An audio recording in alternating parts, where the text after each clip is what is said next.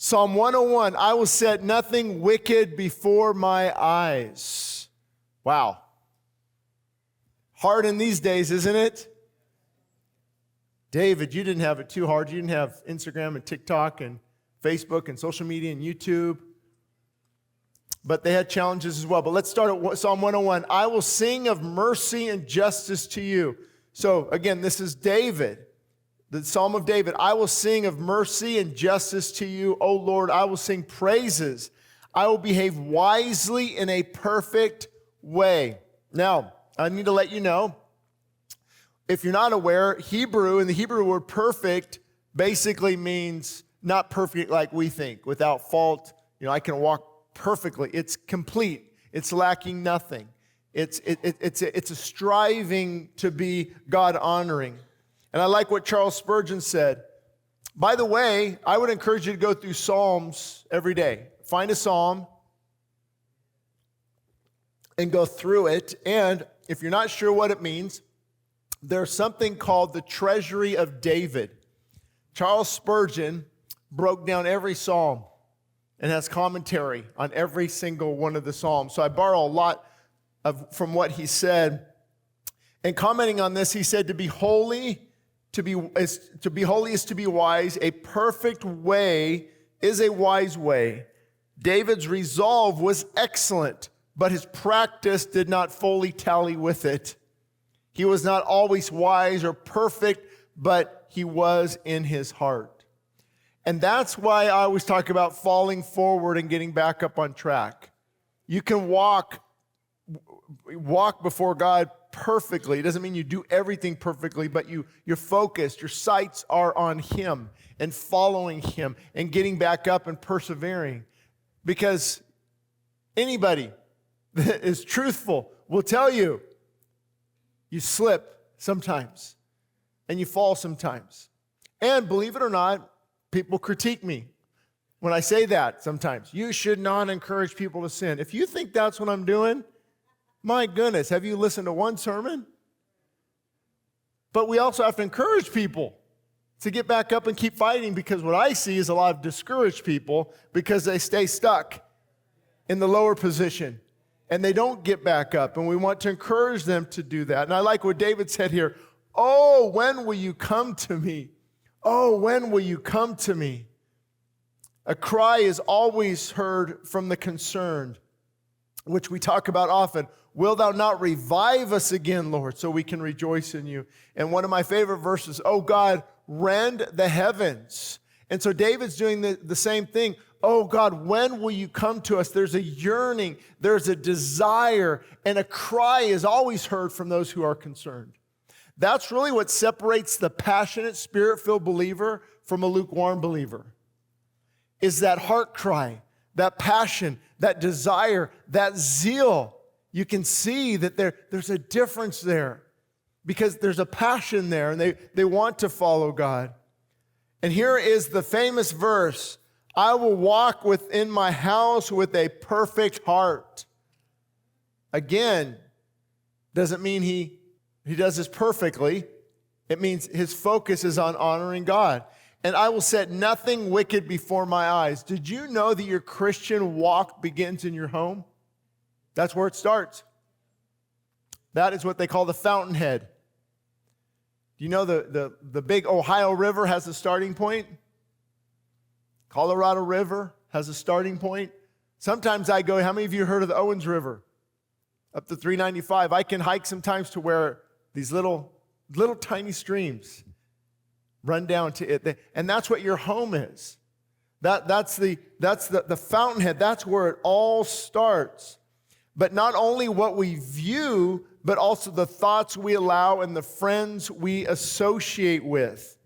So it's not just what we view, it's also what we allow into our minds, the friends we associate with. And again, Spurgeon, piety, which means humility, godliness, must begin at home. Our first duties are those within our own abode, our own home. We must have a blameless heart at home, or we cannot keep a blameless way abroad. Do you sing in the choir and sin in the chamber? Are you a saint abroad and a devil at home? Man, these guys know how to write, don't they? But it's true. Because any man is really who he is at home and on his knees before God. You can come and fool us all in here. Oh boy, have I seen it. It's not too hard, is it? You walk in, hey, how's it going? You say the right things. You know the Christianese, the right language. Oh, the Spirit's flowing tonight, brother. And I just had some incredible time with the Lord. And we can say all those things. Often, I'm going to be careful here, but because I know it doesn't apply to everybody, but I've seen over the years, the more people talk, you know where I'm going with this, don't you? The more spiritual they act, they're really probably not that spiritual. Fake it till you make it. It's the one with that gentle spirit. They don't need to say much. It's who they are. It's reflected in their character. It's reflected in their heart. And we can point them out. We know that they walk with the Lord. But it's those that I don't even know. It's a stance. It's a posture. It's a trying to let you know how spiritual they are. And you know, with the discerning spirit, you can spot it. You can smell it. Sin sniffers are also good sniffers of carnality and fakeness and phoniness. What do you guys is it me? Do you hate just fakeness? And just be who you are. If you struggle, you struggle. Be who you are. That's why those who repent and they own it and they work on things, the relationship actually is stronger because there's something about genuine people and genuineness that we really gravitate toward. It's not a facade. It's not fake because you're really not fooling anybody. You might fool that's a hard one. You might fool a few people, but the majority of Spirit-filled believers, those who know the Lord, they can see through that. And more importantly, God knows. I won't enjoy or put up with wickedness, is what he's saying. I won't enjoy or put up with wickedness. I can't remain aloof or unconcerned, even though the wicked freely parade and prance about while evil is praised throughout the land. Don't we live in a very interesting time? Things that would have never been allowed on TV. Never been allowed on TV. Now it's whatever. Things they can find on YouTube. And it's like we have become so depraved, so degraded. And you have to get that stance that I'm not going to remain aloof or unconcerned. Because what that does is, parents, you can open your home to a variety of things when you're aloof and unconcerned. Oh, I don't care. My kids can have sleepovers. I don't care what they watch. At some point, it was so hard for me sometimes to watch, like, parents give their 10-year-old a iPhone. Like, no. Well, hold on. Now, if you've done that, don't get mad. I'm just telling you how I feel. But we got to use a lot of wisdom. 12 years old, 13, 14, they've got to have, looking back, I probably would wait till they're 18. No driving till you're 21. No iPhones till you're 21. No dating till you're 42.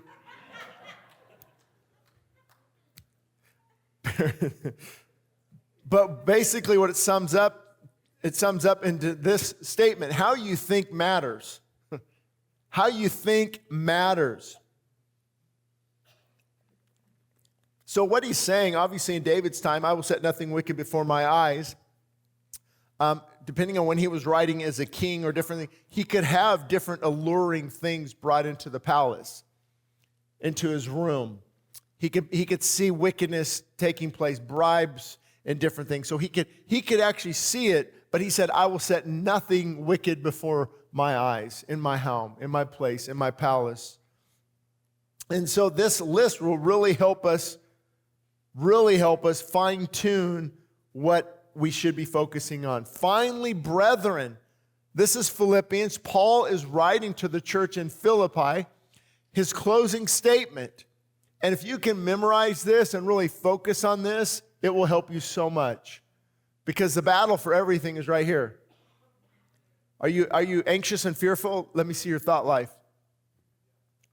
Are you lusting? Let me see your thought life. Are you anger and bitter and jealousy? Let me see your thought life. Because that's our thoughts take us in these directions. So finally, brethren, whatever things are false. Did you wake up now? But we gravitate toward what's false. Fake news. Stop believing everything you read on the internet. When did you learn this lesson? It took me, it's been about 5 years now, I think. Back in the COVID days, I'm like, you know what? I got to test these stories because you see all kinds of stuff. So meditate, what is true? Whatever things are, what a beautiful list too. I thought of that word beautiful today, thinking of this list. Things that are noble. What is a noble? It's right. It's good. It's a good standard. It's something you should meditate on, not go home and watch murder mysteries all night. Anybody like 48 Hours? Sometimes they draw me into. It's like, why did they kill that person? Why did he kill? It's like, and you're drawn into that. Come on, don't act like you don't know what I'm talking about. Or other things that, just mindless things that you watch. Whatever things are just. What is just?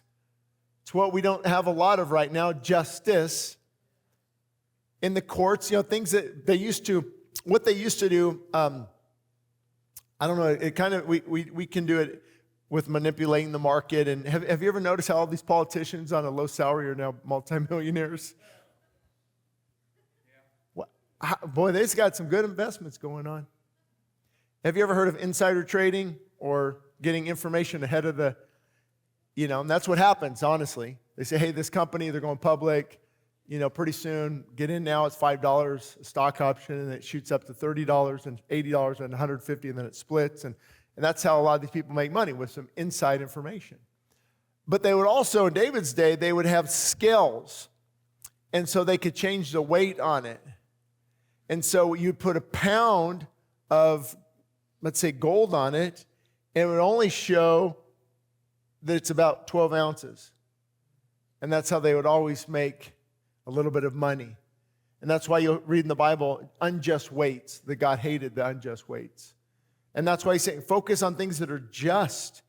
And whatever things are pure. That word purity. And some of you are old enough to remember that was such a beautiful thing. And there's, of course, always against it, but just that the purity and the innocence, that's why we want to protect our kids from, let's go in stages here.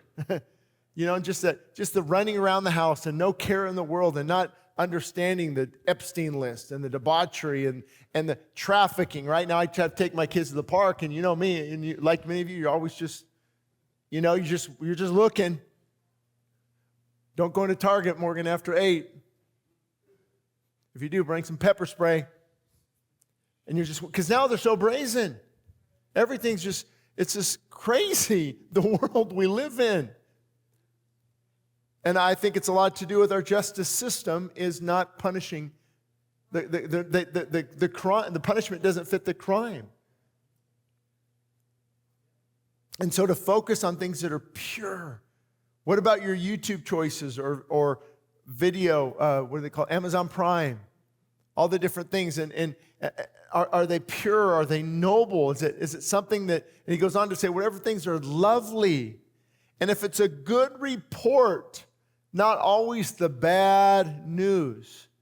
And see, what happens is you fix your mind on these things, you begin to resemble, your character begins to resemble these qualities.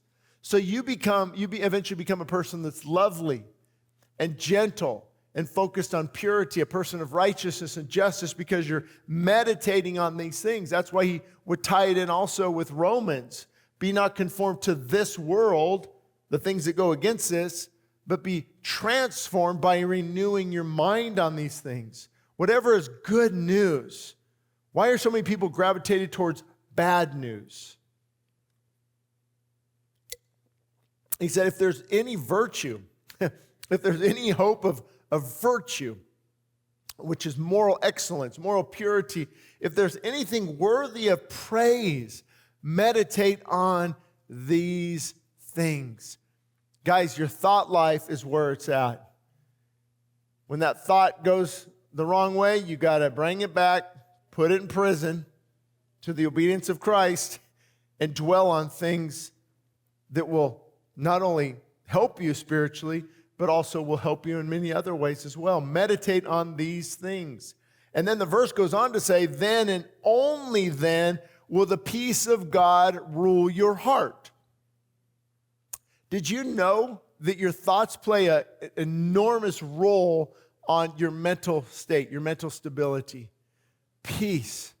You can have peace in the midst of bad news if you fix your thoughts on what is right and pure and noble and lovely. And that peace, where does that peace come? Because now you're trusting in God. And you're not getting, have you heard that phrase? You're getting all worked up. I've told people that before, have you? Settle down, you're getting all worked up. You don't have to get all worked up. Oh, yes, I do.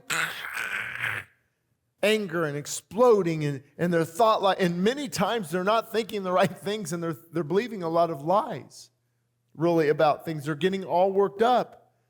It's a good reminder. Our thoughts become our words shape our habits.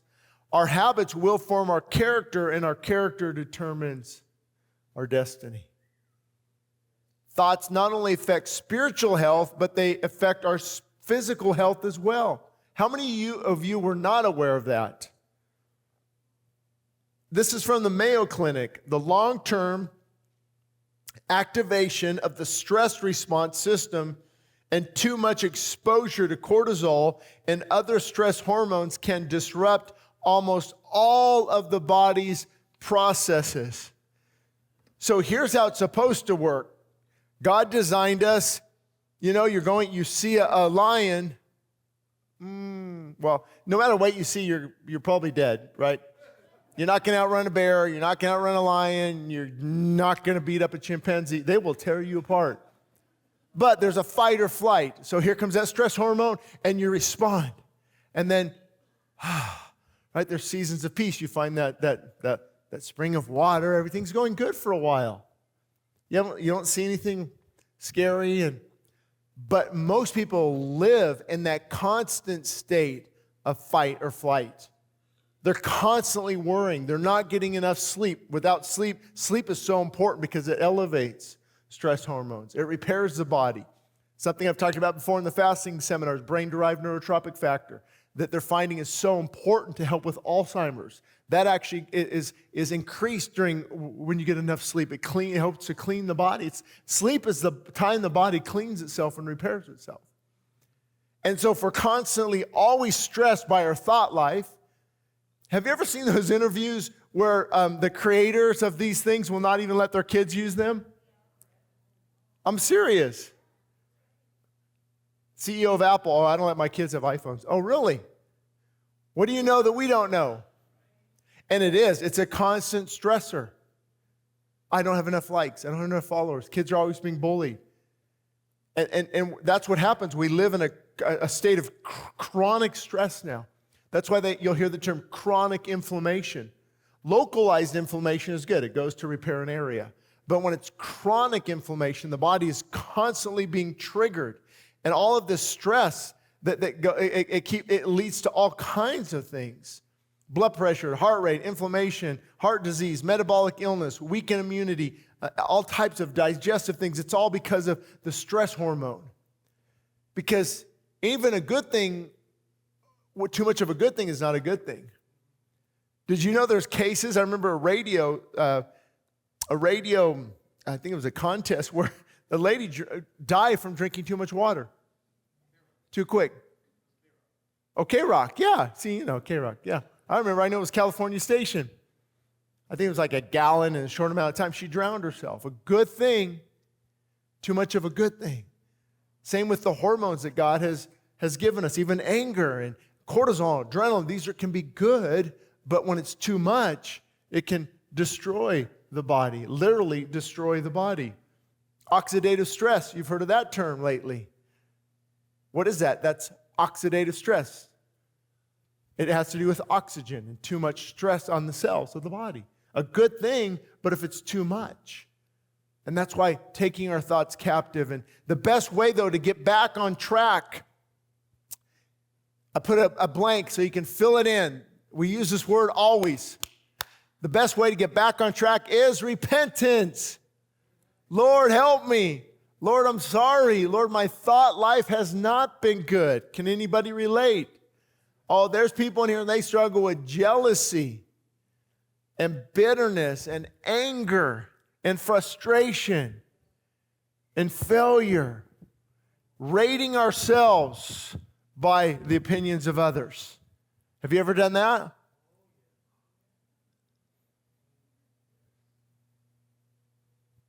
It will destroy us. It will eat us from the inside out. And that's really what I'm trying to teach my kids is stop trying to keep up with the Joneses. You don't want to be a social media influencer. I just was on a podcast today with a man named Mike Singarelli. I don't know if you ever see him. And we talked for quite a while. And he's like 1.8 million followers on YouTube, and how much drama, that extra drama that's brought, and how much extra responsibility. And people don't realize it's not, new levels are new devils. New heights are more fights. And they don't see it. Unless your character is able to withstand that, it destroys you.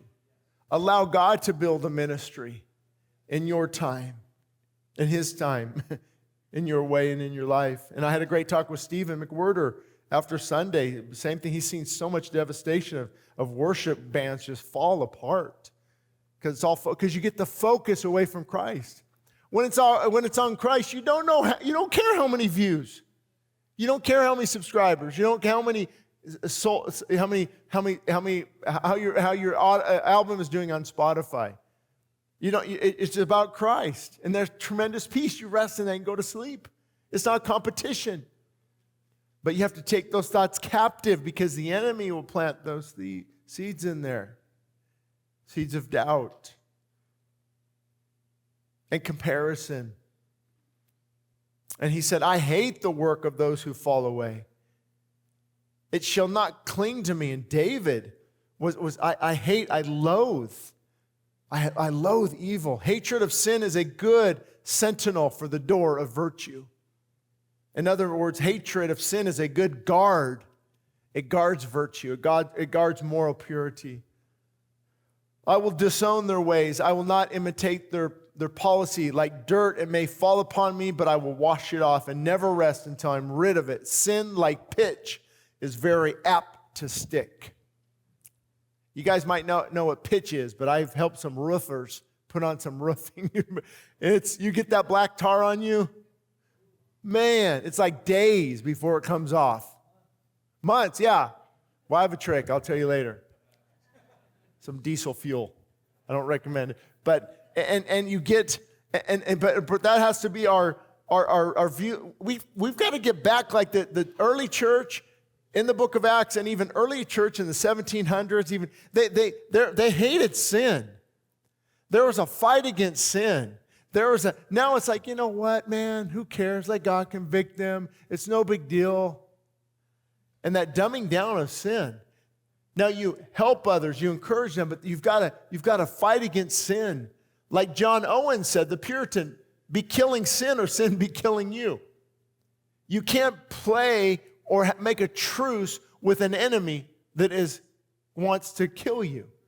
You can't compromise with something that wants to kill you. Do you get that with sin? It's like, sometimes I watch these politicians, like, guys, you can't negotiate with Iran. Or whoever, like, if you do that. No, they want to kill us. Hello? Terrorists are going to tell you what you want to hear. They can lie, actually, according to their beliefs. Oh, I negotiated this, and this is great, and they're going to... No, they're planning on destroying you. How do you negotiate with someone who wants to kill you? Same with sin. That's what it does. It wants to destroy us. A perverse heart, David said, shall depart from me. I will not know wickedness. There's a resolve there. Again, it must begin with you at the fountainhead. Especially men in your home, it must begin with you. I know we like to blame our wives, but it must begin with us in our homes. And what I'm going to read here, although the following verses deal with David's character, they also reflect God's heart. Okay? So this is David talking, but it also reflects the heart of God. He who walks in a perfect way, he shall serve me. He who works deceit shall not dwell within my house. He who tells lies shall not continue in my presence. So David is saying, as a king, this is not what I'm going to put up with in my palace. But in the same way, we know God says the same things. Who will ascend into the hill of the Lord or stand in his holy place? He who has clean hands and a pure heart, and who has not lifted up his soul to worship an idol. It's reflected here in David's house, but also in God's house. Early will I destroy all the wicked of the land, that I may cut off all the evildoers from the city of the Lord.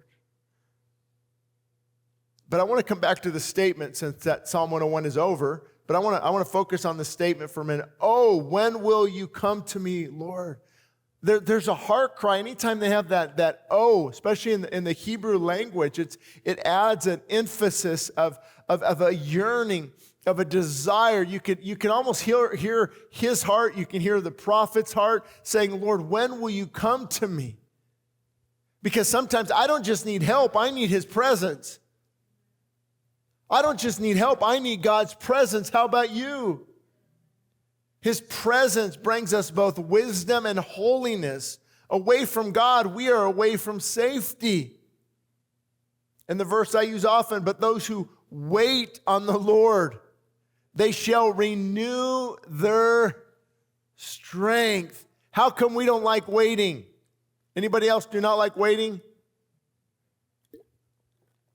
Even you go into a restaurant, well, there's a 20-minute wait, sir. What? 20-minute wait. I'm hungry. We don't like to wait. But waiting on God, that's how you actually renew spiritual strength. And before that verse, it's interesting. It says, even the young men will faint and be weary, and they shall utterly fall. But those who wait on the Lord, he's giving a contrast here. Even youth, even no matter what they do, they will faint. But when you wait on God, you renew your strength. Nothing compares to waiting. It's where strength is built. It's where faith is renewed. And it's where our hope is secured. Waiting on God. Because what is it? It's not just waiting. It is trusting. It's not rushing ahead. It's allowing God, I'm waiting on you, Lord. You show me. Now I'm not giving permission for laziness. You get that? There's a time to get up and work. Well, how do I know? You'll be convicted about it. And when it comes to waiting, you'll be convicted to know you're not waiting on the Lord. You're rushing to get results, rushing to get things done. Nothing compares to waiting. This is where strength is built. Most people, I just received such and such news, or my kids this, or my spouse this, or my job this. I don't know what to do. The answer is always the same. Wait. Wait. It's funny, I got to a point now, my kids already know the answer. My son was recently looking for a car, and I said, I already know what you're going to say, Dad, just wait. Yep, just wait. Luis will tell you too, we just had this talk a couple months ago, I think a month and a half, he said, hey, we need a new guitar for, backup and this and that. I don't know if one of these is it actually. And I said, just wait. Just we need it. Just and $1,000 guitar was at $750, and then they found a Facebook Marketplace for $300. I said, now go get it. We waited. Wait on the Lord. Now it's easy to tell you, but I don't often do this. I rush ahead myself sometimes. I don't want to wait for the doctor. I want to go on Google Doctor. And I want to put in symptoms on Google. Do you ever look up Google Doctor? Just me. AI said this. Yeah, I'm going to die next month with all these symptoms. I think I have this or that. I remember, this is like, 10 years now. And my white blood cell count was crazy, and I looked up this, what else going on? I go, Morgan, I think I have leukemia because of Google Doctor. And we get worked up on things and said, I want to know. Why do I want to know? Like I said before, so I can fix it. But waiting is like putting my agenda, my goal. It's actually very beautiful because it's trusting God. It's very good for you to get to a point where you say, I don't know. Lord, will you help me? I need your presence. Waiting time at the feet of Jesus is not wasted time. It's spiritual heart surgery. Waiting draws you into a deeper, more intimate relationship with God, and it often leads to deep, soul-searching repentance. It's a vital necessity for spiritual help. So I want to leave you with a few questions. What do you do when there is no answer? You get frustrated? What do you do when there's no answer? Or who do you run to for an answer? Who do you run to for an answer? Don't we run to something? I need to get an answer. And again, sometimes, of course, obviously, we need to get an answer. But many times we rush ahead. And I came across this verse actually this morning, 2 Chronicles 16:12. Asa, he was a king. Asa, he was afflicted with a disease in his feet. Check out this verse. Though his disease was very severe, even in his illness, he did not seek help from the Lord, but only from the physicians. Now, I need to tell you this so you don't get mad at me. The Bible never teaches us to not seek help from physicians or medication. You'll never find where it says, no, don't do that. Don't ever see a doctor. Don't ever see a dentist. You're taking medication. That's from pharmacia. That word in the Greek means sorcery. I know. But there's also some things you might need that a physician might recommend. Here's always the key. Who do you seek first? Who do you run to first? Who do you ask of the Lord? Do you ask of the Lord, Lord, I need some help. I need some direction. I'm going to wait on you if you can. At least you're involving him.